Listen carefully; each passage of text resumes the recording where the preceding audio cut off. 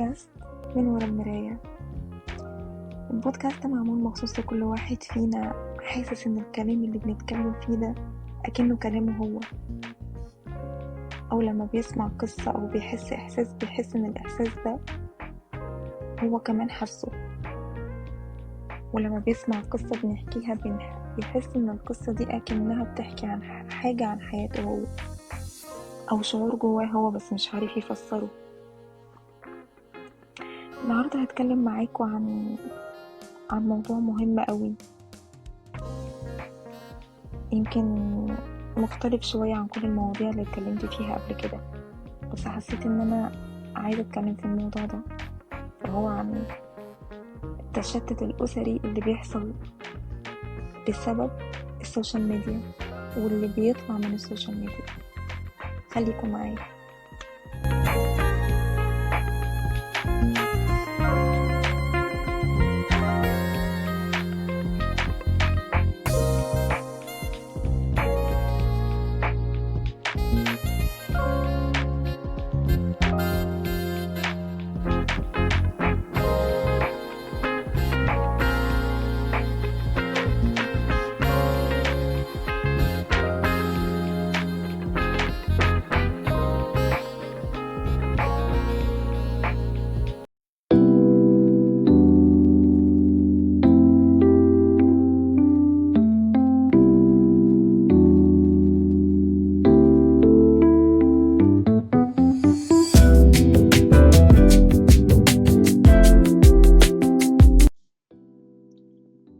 الحقيقة ان احنا بقينا بنعيش في بيوت فيها نت، بس ما فيهاش لغة حوار بينا، فيها تفاعل على كل بوست بننزله، بس ما فيهاش ان احنا شايفين بعض. اوقات كتير قوي عوائل او حتى يعني مش قرايب، اللي هم قرايب قوي، اللي هم اقرب الناس، يعني بيكتفوا بس بان احنا نطمن على بعض على السوشيال ميديا. او مثلا جوه البيت تلاقي اب ماسك موبايله او قاعد في اوضته بيتفرج على على تي في مثلا، بيتفرج قاعد على النت طول الوقت. لما بيرجع من شغله بيركز في فيديوهات سحلاه لحد ما ينام، والأم برضو قاعدة على الموبايل بتاعها ما بتسيبهوش، ما بين بقى وصفات بتتفرج عليها أو يوميات، أي حاجة يعني. وكل ولد بقى أو كل بنت اللي قاعد في أوضته وبيتفرج على التيك توك، على الفيسبوك، كل الحاجات دي، لدرجة إن احنا لما بقينا نتجمع مع بعض من كتر ما احنا يعني ملهيين قوي بحاجات مفتقدين ان احنا نعرفها عن بعض. يعني كل واحد كده بيرفع عينه وبيبص حواليه بيكتشف ان احنا بقالنا كتير قوي ما حكيناش مع بعض، بقالنا كتير ما ضحكناش سوا. والأسوأ من كده بقى ان احنا كمان ما بقيناش نعرف بعض. عارفين الشعور اللي هو انك تبقى عايش مع حد من سنين لكن مش فاكر مثلا هو بيحب ايه، او ممكن يكون في حاجة تعباه بس انت مش عارف هو تعبان من ايه، انت شايفه كويس قدامك رايح جاي، بنقعد ناكل مع بعض مش عارفة ايه، واحيانا كمان حتى مش بنتجمع ان احنا نقعد ناكل مع بعض، كل واحد بياكل في الوقت اللي بينام وبيصحى في وقت معين. كل ده اللي بيقعد يسهر على السوشيال ميديا طول اليوم وينام ويصحى في وقت غير الوقت. تبقى شايفه كل يوم بس انت مش حاسس بيه.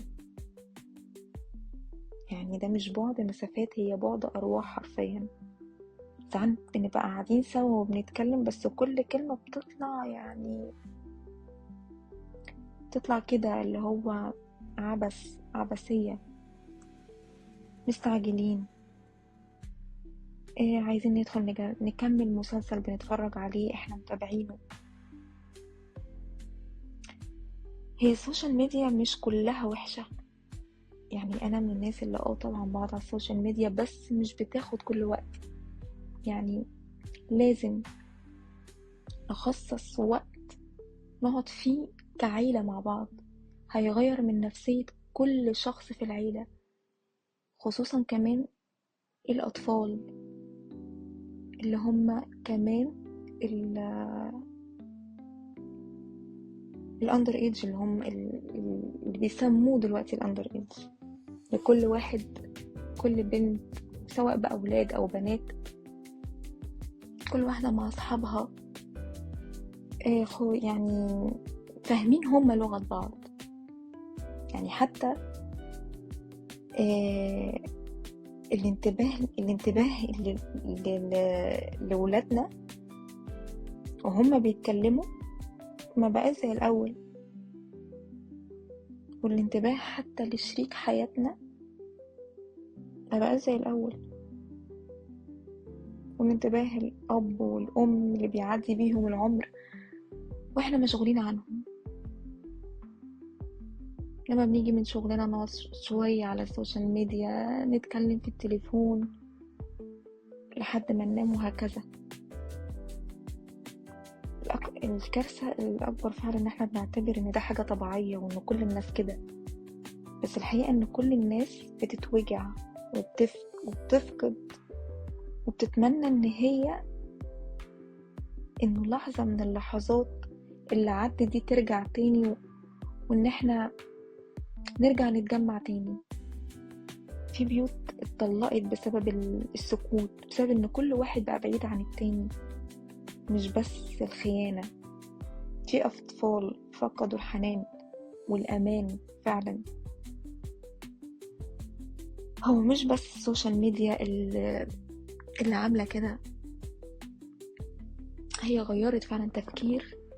الوقت اللي احنا فيه ده في تفكير اتغير تماما، بقى من النقيض للنقيض فعلا.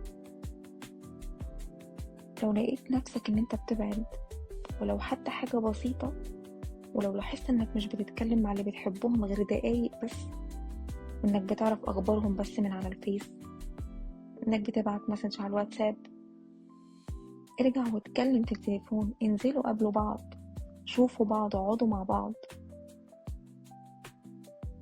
ارجعوا قبل ما اللي بينكم يتحول لصمت، قبل ما تبقوا قاعدين مع بعض ومش عارفين بعض فعلا.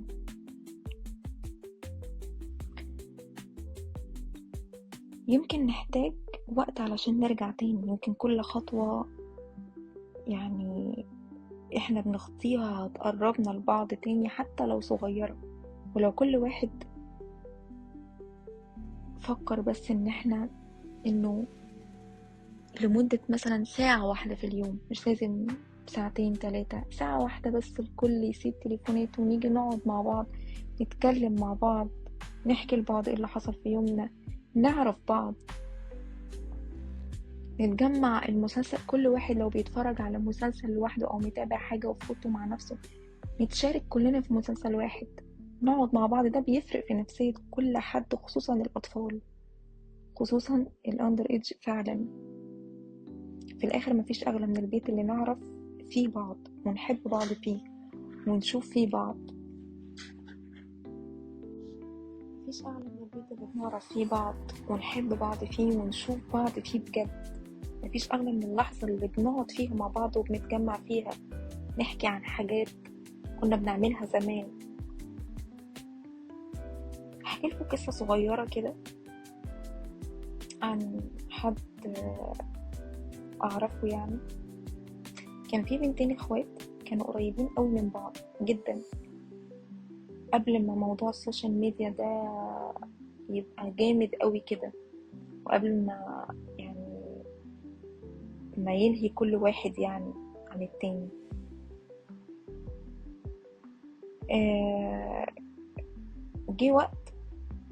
جه وقت عليهم كل واحد فيه بقى مشغول. اللي دخلت الجامعة فيهم كل واحدة اللي بقت مشغولة قوي في جامعتها والنت، ودماغها اتغيرت تماما لما دخلت قوي في السوشيال ميديا. كل واحدة طبعا بقى ليها اوضتها وقاعدة في اوضتها لوحدها مع نفسها.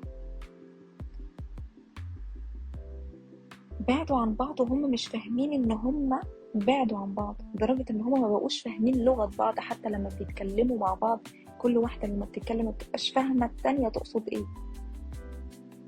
حتى لما بيتخانقوا مش فاهمين بعض، يعني كل واحدة فيهم بتقصد حاجة التانية بتفهمها غلط. بي... بيفهموا بعض غلط، خلاص يعني بيتخانقوا مع بعض. لدرجة ان هما لما بيتخانقوا بقوا بيقعدوا بالايام مثلا مش بيتكلموا، كل واحدة ملهية، لحد ما كل واحدة فيهم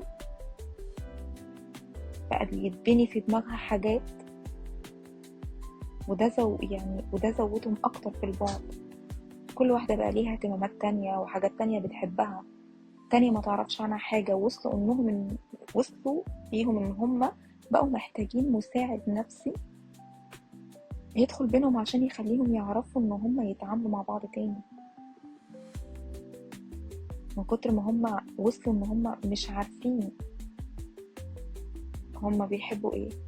او كل واحدة فيهم مثلا لما بتقعد مع بعض تتفاجئ، لما بيقعدوا مع بعض بيتفاجئوا هما بيحبوا ايه او ما بيحبوش ايه. آه نصيحة، يعني نصيحة النهاردة انه قربوا من بعض. لازم يكون في وقت للعيلة كلها تتجمع مع بعض من غير تليفونات، او لو حتى مش من غير تليفونات ممكن يكون ماشي، اكيد كل واحد ما بيقدرش يسيب التليفون بتاعه، بس نحطه جنبنا ما نبصش فيه ونقلب فيه، نبقى مركزين مع بعض حتى لو نص ساعة عشان نفهم بعض فعلا، ونفهم حتى السوشيال ميديا دي وصلتنا لفين من بعض. طولت عليكم النهاردة، يا رب أكون قدرت أفيدكم. كان معاكم دينا من بودكاست من ورا المراية.